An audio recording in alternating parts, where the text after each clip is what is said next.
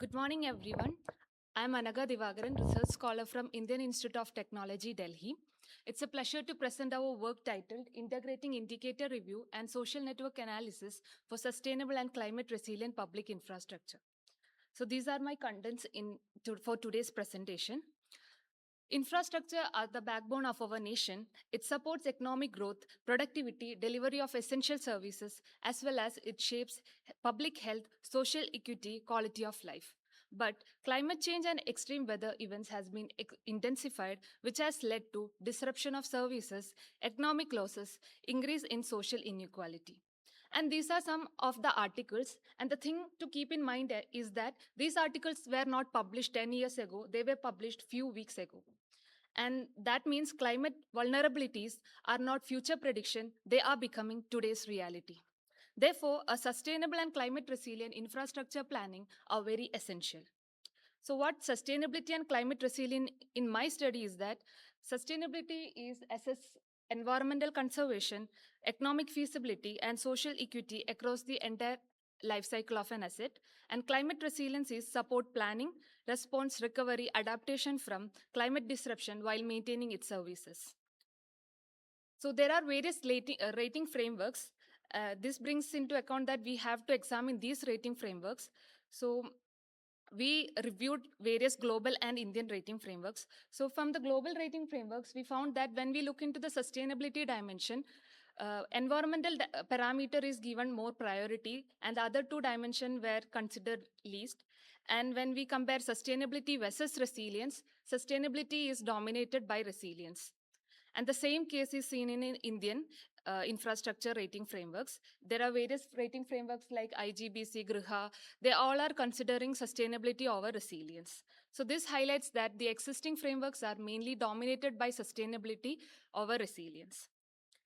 To identify the gaps, we reviewed various literature papers and we identified some gaps is that indicator selection, most indicator based are manual, they are doing literature review and they are doing manual grouping, and expert validation is done after the framework is developed, and then the weightages, they are like mainly they are using AHP and DMATL, and the gap is that the framework, most of them are building biased, building sector biased, and a limited focus is given to the public infrastructure.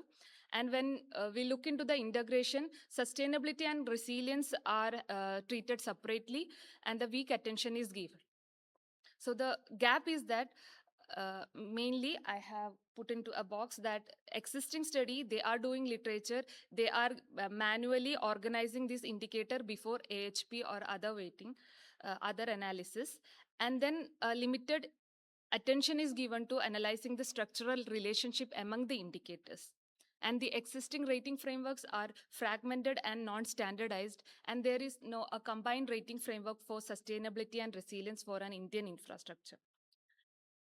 As public infrastructure requires long-term performance, we need to consider resilience also. So the proposed approach is that we are using social network analysis as a system-oriented method to structure sustainability and resilience indicator before expert validation. And why we are doing is SNA will helps in mapping relationship among the indicators, identify overlaps and dominant themes, and also forms meaningful clusters. And what is SNA? SNA is used to analyze the relationship among the indicators like sustainability and various resilience indicators, treating indicators as node and the relationship as edges.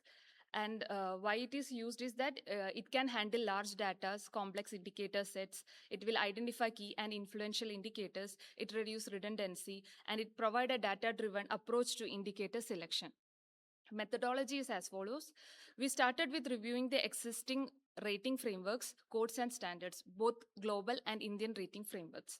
From there, we extracted the indicators and then we classified the indicators into quantitative and qualitative indicators. And using the qualitative indicators, we structured the network and we did the analysis using social network analysis. So phase 3 and phase 4, I will explain in details.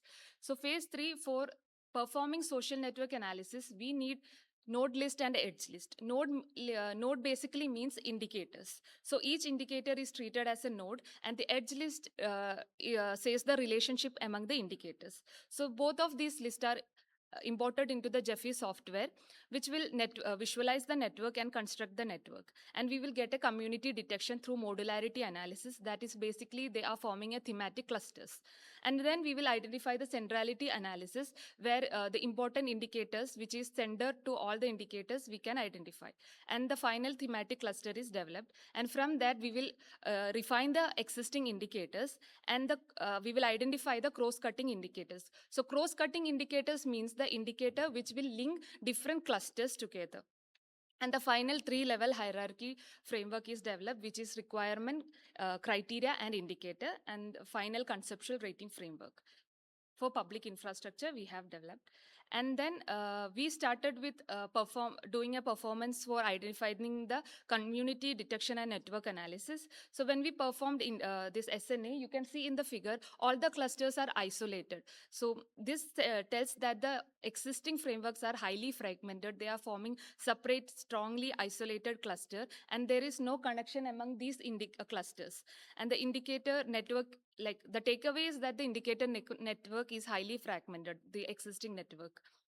And then to understand the underlying issue, we performed a semantic network analysis. So here you can see the networks are connected with each other.